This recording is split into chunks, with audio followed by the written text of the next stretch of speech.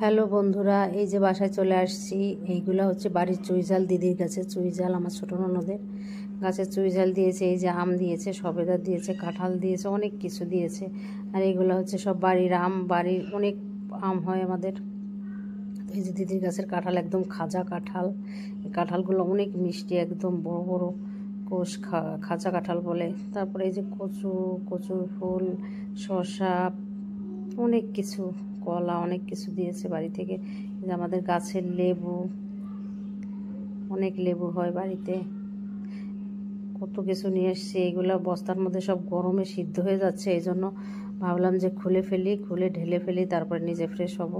Journey করে আসছি, কষ্ট হয়ে গেছে, তারপরেও এইগুলা নিয়ে বসছি বাজার নিয়ে।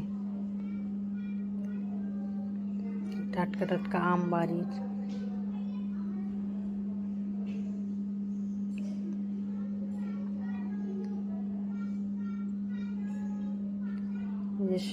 সব আম একসাথে যদি পেকে যায় তাহলে তো খাওয়া মুশকিল হয়ে যাবে। সবাইকে দাওয়াত জানাচ্ছি আমাদের বাসায় আসার জন্য। ভালো থাকবেন সব।